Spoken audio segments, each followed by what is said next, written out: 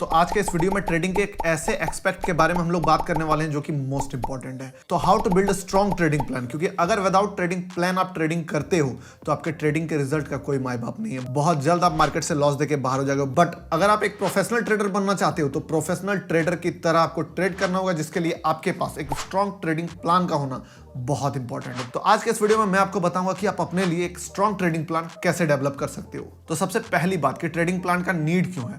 अगर आप without trading plan trade करोगे तो आप फोकस नहीं रहोगे, डिसिप्लिन नहीं रहोगे, आप साइकोलॉजी से आपका सीधा फाइट चलेगा, मार्केट में कंसिस्टेंसी बनाना मुश्किल हो जाएगा अगर आपके पास एक क्लियर डिफाइंड ट्रेडिंग प्लान नहीं है। बट इसी के उलट अगर आपके पास एक परफेक्ट ट्रेडिंग प्लान है तो आपके माइंड में जो डाउट आता है कि ट्रेड लें कि नहीं लें, 50 क्वांटिटी लेना था कि 100 क्वांटिटी लेना था, अभी एग्जिट कर जाएं कि थोड़ा देर रुक जाएं उसके बाद निकलेंगे, पहले निकल जाता तो बेटर होता, बाद में निकल गया गलती कर दिया, ये सब चीज जो आता है वो इसीलिए आता है क्योंकि आपके पास एक अच्छा ट्रेडिंग प्लान नहीं है। तो एक स्ट्रॉन्ग ट्रेडिंग प्लान बनाने के लिए आपको 4 चीजों का नीड पड़ेगा। 4 स्टेप में हम लोग जानेंगे कि आप कैसे ट्रेडिंग प्लान बना सकते हो। जो स्टेप नंबर 1 होने वाला है वो है डिफाइन योर गोल्स। सबसे पहले आपको अपना गोल्स डिसाइड करना होगा कि आप असलियत में चाहते क्या हो। अगर आप जॉब करते हुए साइड इनकम के लिए मार्केट में आए हो तो वो लिखना होगा।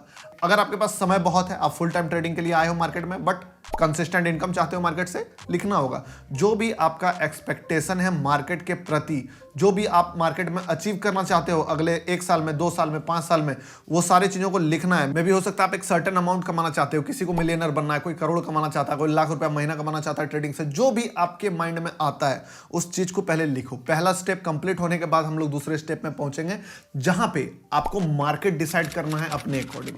देखो मार्केट में बहुत तरह के हैं, स्टॉक है, ऑप्शन है, फ्यूचर है, हेजिंग करके कोई लोग कमाते हैं, बहुत सारे लोग फॉरेक्स में ट्रेड करते हैं, बहुत सारे लोग स्विंग ट्रेड करना पसंद करते हैं, तो कोई ऑप्शन सेलिंग करना पसंद करते हैं, ऑप्शन बाइंग करना पसंद करते हैं। तो आपको अपने लिए मार्केट आइडेंटिफाई करना होगा कि आप असलियत में क्या ट्रेड करोगे। ऐसा तो है नहीं कि आज ऑप्शन ट्रेड करोगे, कल स्टॉक ट्रेड करना शुरू कर दोगे, परसों फ्यूचर ट्रेड करोगे। एक डिफाइंड होना चाहिए कि एक चीज में मास्टरी हासिल करना है और उसी के पीछे पूरा फोकस डालो। तो आप अपने लिए आइडेंटिफाई करोगे मार्केट। हो सकता है आपके पास कैपिटल की कोई कमी नहीं है तो आप ऑप्शन सेलिंग कर सकते हो। अगर आप चाहते हो कि समय ज्यादा ना देना पड़े तो स्विंग ट्रेडिंग आपके लिए बेटर है। अगर इस चीज में आपको प्रॉब्लम आता है मार्केट कैसे आइडेंटिफाई करना है तो इस पे आई बटन पे एक वीडियो मिल जाएगा जिसमें कंप्लीटली मैं आपको इस चीज को डिटेल में समझाया हूं कि आप अपने कैरेक्टर के अकॉर्डिंग अपना मार्केट कैसे चूज कर सकते हो। वो देख लो, आपका ये वाला डाउट क्लियर हो जाएगा। तो चलते हैं हम लोग तीसरे पॉइंट पे।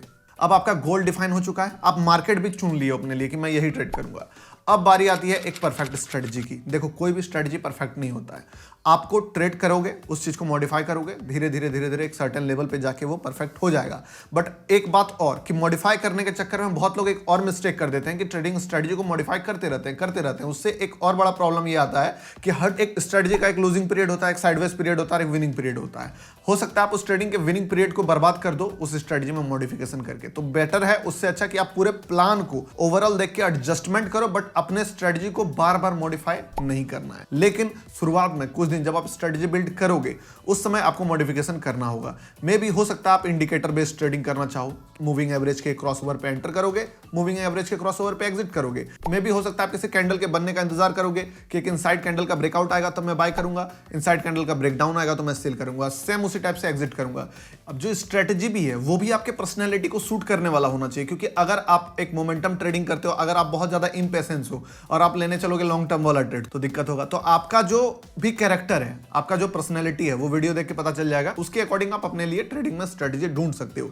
इंडिकेटर अभी भी बुरा नहीं है, क्योंकि देखो सारे लोग अगर प्राइस एक्शन फॉलो करेंगे तो बाद में इंडिकेटर ही काम करना शुरू करेगा, तो बाद में सिंपल चीजें ही वर्क करेंगी। और ट्रेडिंग में हमेशा सिंपल चीजें वर्क करती है, किसी चीज को कॉम्प्लिकेटेड करने का कोई नीड नहीं है। अब बहुत ज्यादा कंजर्वेटिव ट्रेड हो, बहुत रिस्क नहीं लेना चाहते हो तो ऑप्शन ट्रेडिंग आपके लिए नहीं है। आप स्टॉक में ट्रेड कर सकते हो, स्विंग ट्रेड कर सकते हो, जहां पे आपको इजीली बहुत टाइम मिलेगा डिसीजन लेने के लिए कि अभी निकलूं कि रुक जाऊं, वेट करूं, टाइम देगा आपको। लेकिन अगर आपका माइंड एकदम बहुत ज्यादा ही कंजर्वेटिव है और आप आ जाओगे स्कैल्पिंग करने के लिए, भी हाईएस्ट क्वांटिटी में ट्रेड करोगे अपने कैपिटल का, तो क्या होगा कि वहां पे आप इरेशनल डिसीजन लोगे, आप अपना ट्रैक रिकॉर्ड फॉलो नहीं कर पाओगे, कंसिस्टेंसी मेंटेन नहीं कर पाओगे। इसीलिए आप अपने पर्सनैलिटी को ढूंढो कि कैसा आपका पर्सनैलिटी है, उसके अकॉर्डिंग आप अपना ट्रेडिंग स्ट्रेटजी बना सकते हो। दुनिया में बहुत सारे ट्रेडिंग स्ट्रेटजी है, इवन मैंने भी अपने कई सारे वीडियो में आपको ट्रेडिंग स्ट्रेटजी दिया। यूट्यूब में लिखो, सिर्फ हजारों स्ट्रेटजी आ जाएगा। कोई भी एक स्ट्रेटजी पकड़ो, या फिर अपने लिए बिल्ड करना है तो बिल्ड कर लो। अगर आप ट्रेंड फॉलो करना चाहते हो तो ट्रेंड के लिए आप स्ट्रेटजी ढूंढ सकते हो। रिवर्सल का स्ट्रेटजी खुद मैंने अपने चैनल पे अपलोड किया है। तो स्ट्रेटजी चाहे आप एक बेसिक सा ही पकड़ लो कोई भी यूट्यूब वीडियो देख के, लेकिन अगर आप चौथा पॉइंट को फॉलो नहीं करोगे तो प्रॉब्लम आएगा। इसलिए सबसे ज्यादा ध्यान आपको चौथे पॉइंट पे देना है, वो है create a plan of action. आपको अपने लिए एक एक्शन प्लान डिजाइन करना है या डेवलप करना है। इसमें करना क्या होगा, जैसे ही आपका स्ट्रेटजी बिल्ड होता है तो आपका एक स्ट्रेटजी एक चीज को इंक्लूड करता है कि आप एंट्री कब लोगे। लेकिन सिर्फ स्ट्रेटजी से आप ये डिसाइड नहीं कर सकते हो कि आपका पोजीशन साइज कितना होना चाहिए, आपका रिस्क मैनेजमेंट कैसा होना चाहिए, आप एग्जिट कहां करोगे, पार्शियल क्वांटिटी बुक करोगे या फुल क्वांटिटी एक बार में बुक करोगे, पिरामिडिंग करोगे, एवरेजिंग करोगे, क्या करोगे।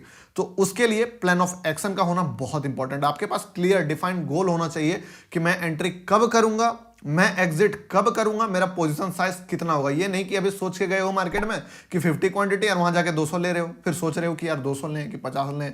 थोड़ी देर में आप एग्जिट कर गए कि नहीं मेरा लगता है ट्रेड नहीं चलने वाला है, जल्दी निकलो इस ट्रेड से। ऐसा नहीं करना है। आपको एक क्लियर एक्शन प्लान अपने लिए बनाना है और उस एक्शन प्लान को रोबोट की तरफ फॉलो करना है। आपको क्रिएटिव होना है, बट स्ट्रेटजी बनाने में आपको क्रिएटिव होना है, प्लान ऑफ एक्शन बनाने में आपको क्रिएटिव होना है, अपने गोल को डिसाइड करने में। बट जब बात ट्रेडिंग की आए, वहां पे आपको आर्टिस्ट नहीं बनना है, वहां पे आपको बनना है फॉलोअर। वहां पे लीडर नहीं बनना है, वहां पे बनना है फॉलोअर। लीडर कब बनना है, लीडर बनना है जब इस चीज को आप रिव्यू करोगे। लेकिन यहां पे आपको मंद बुद्धि की तरह एकदम उस चीज को फॉलो करना है जो आपने ही बैठ के डिसाइड किया है। तो सबसे इंपॉर्टेंट चीज क्या है कि आपके पास क्लियर डिफाइंड टारगेट होना चाहिए, क्लियर डिफाइंड पैरामीटर होना चाहिए कि यहां एंट्री तो यहां एंट्री। फिर यहां कंफ्यूजन नहीं होना चाहिए कि मैं यहां एंट्री करूं कि रुक जाऊं, वेट करूं और देख लेता हूं। आप अपने स्ट्रेटजी को ऐसे डिजाइन करोगे जिससे कि आपको कट टू कट पॉइंट मिलेगा जहां एंट्री करोगे और जहां पे एग्जिट करोगे।